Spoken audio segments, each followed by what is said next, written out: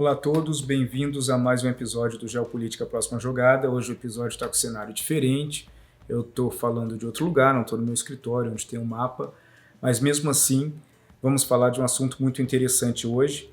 Quero conversar com vocês um pouco sobre a questão dos semicondutores, que acaba envolvendo tudo que a gente utiliza em tecnologia no dia a dia, computadores, celulares, servidores, etc., mas que o mundo vive uma disputa muito interessante entre os fabricantes de semicondutores, principalmente porque existem pouquíssimos fabricantes de semicondutores. Então a disputa hoje entre Estados Unidos e China tem esse tema de semicondutores e um papel preponderante de Taiwan.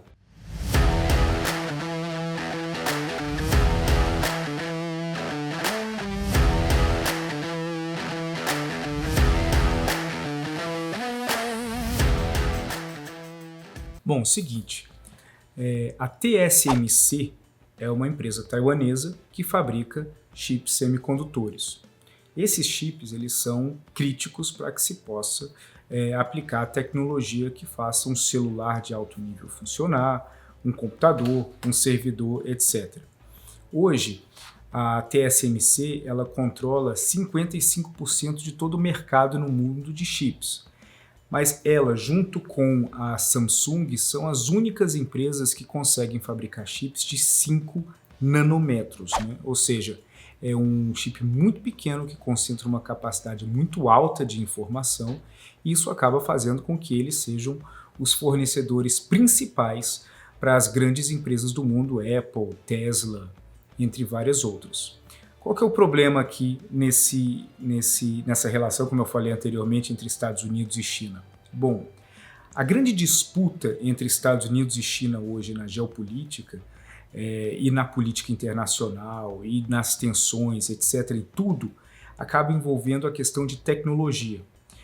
A tecnologia é o que hoje possibilita que a China ela alcance os Estados Unidos em várias áreas, como inteligência artificial, computação quântica, e a acusação dos Estados Unidos é que, pelo fato da China não respeitar propriedade intelectual, eles conseguem promover um desenvolvimento mais rápido da sua tecnologia, simplesmente porque não respeita a origem da ideia e nem o valor da ideia desenvolvida em cima de determinada tecnologia, que acaba sendo uma violação à propriedade intelectual. Agora, a grande vantagem que a China tem é que ela consegue produzir inúmeros produtos de alta capacidade tecnológica num preço muito mais baixo e isso acaba gerando uma concorrência no qual os Estados Unidos consideram desleais. Já a China não reconhece a interpretação americana de propriedade intelectual e diz que não tem nada de desleal no que eles estão fazendo e que simplesmente os Estados Unidos não aceitam que eles hoje estão atingindo determinado nível de produção tecnológica. Acontece que para a grande maioria dos produtos chineses, eles precisam de chips semicondutores para que a tecnologia possa funcionar, né? E qual que é o grande ponto que acaba pegando? Apenas 6% de tudo que foi produzido de tecnologia de alto valor agregado na China no ano passado, apenas 6% utilizaram chips semicondutores chineses, que tem o seu maior fabricante, a empresa SMIC, né, se a gente for para facilitar aqui na nossa narrativa. Isso então faz com que a China seja altamente dependente desses chips de outros países. E o problema é que o maior produtor mundial, que tem uma capacidade técnica muito acima dos outros, que fabrica os chips de 5 nanômetros e estão produzindo uma capacidade de produção de chips de 3 nanômetros também, é a TSMC, que é a principal empresa taiwanesa e a principal do mundo nisso. Com essa concentração de chips em cima da TSMC taiwanesa e com sanções que foram aplicadas pelo governo americano em cima da SMC chinesa, acaba que o mundo hoje está vivendo uma escassez de chips. Então, por exemplo, a Honda e a Nissan elas estão diminuindo a produção de carros deles justamente porque não tem chips suficientes para os carros. E Enquanto a China ela vê que o motor de desenvolvimento nessa disputa, nesse embate global com os Estados Unidos, acaba sendo, antes de mais nada, antes de infraestrutura, antes de qualquer outra coisa, a questão tecnológica, ela se vê cada vez mais pressionada a desenvolver a sua própria indústria de chips semicondutores. Agora, isso é muito difícil, é muito caro. Por exemplo, o processo de mudança da tecnologia da TSMC, da Taiwan Semiconductors, onde ela pode fabricar chips ainda menores com uma concentração maior de informação, vai custar para eles 20 bilhões de dólares e deve ficar pronto nos próximos 2 anos. Além disso, a empresa ela também está abrindo novas fábricas no mundo, então uma no Arizona, nos Estados Unidos, onde ela vai fabricar também parte desses chips. À medida que esse embate entre Estados Unidos e China aperta e as sanções americanas em cima da SMC, a tendência e o medo dos chineses é que as sanções acabam se ampliando de uma forma onde a influência americana em cima da Taiwan Semiconductors possa minguar totalmente o acesso chinês a semicondutores de altíssimo nível. E isso pode ter um efeito muito impactante em toda a economia chinesa. Então, essa semana teve uma reunião muito importante em Pequim, no qual eles estavam decidindo uma nova estratégia para aplicar dinheiro do Estado num desenvolvimento rápido, não só da SMC, mas de outras empresas na China, para que eles possam chegar num nível, nos próximos 5 a 8 anos, de fabricação de chips semicondutores similares à capacidade da Taiwan Semiconductors. Isso vai ser muito difícil. Isso vai precisar sim de um investimento pesado do Estado, porque a fabricação desses chips vai ser o que vai garantir a produção de todo o resto, dos computadores da Huawei, dos celulares da Huawei, entre várias outras coisas, alimentando toda a capacidade tecnológica chinesa, que não se aplica só ao comércio, mas também à área militar, de computação quântica, de inteligência artificial, de monitoramento dos próprios cidadãos, etc. Então, essa é uma decisão muito estratégica. E existem muitos brasileiros com investimentos pesados em cima das ações da Taiwan Semiconductors.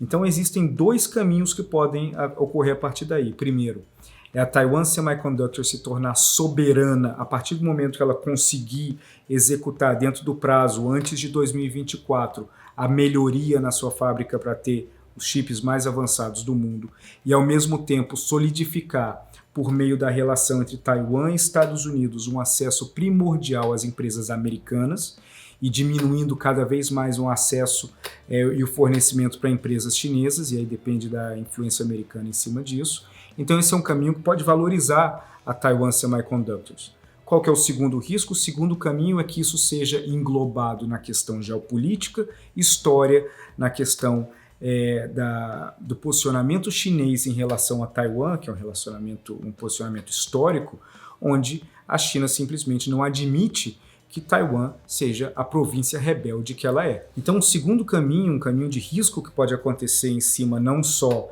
da Taiwan Semiconductors, mas de Taiwan como um todo, seria aquilo que vem sendo ventilado em rumores, não só aqui em Washington, mas também na Europa ao longo do último ano, que seria a possibilidade, eventualmente, de um ato militar chinês em cima de Taiwan.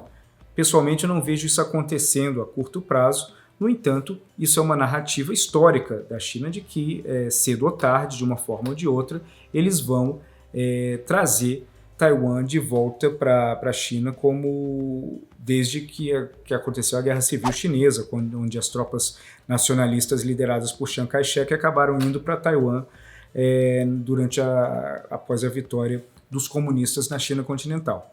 Bom, a movimentação militar chinesa no Estreito de Taiwan e fazendo uma circulação em cima de Taiwan, isso está ocorrendo de uma forma cada vez mais constante, com caças chineses sobrevoando a ilha, uma movimentação naval mais forte, e isso também acaba levando uma movimentação naval americana mais forte.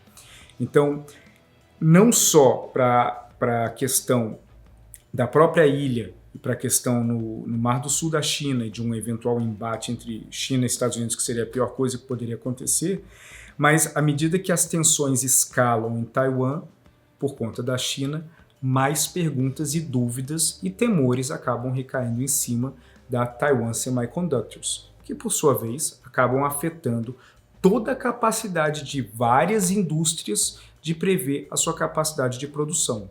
Então o que eu quero falar aqui para vocês é que essa é a ponta do iceberg. Se amanhã acontece alguma coisa que destrói, que inibe, que modifica completamente a capacidade da Taiwan Semiconductors de fornecer seus chips, isso vai prejudicar inúmeras indústrias e vai ser um colapso tecnológico de curto prazo que vai ser complicado para resolver.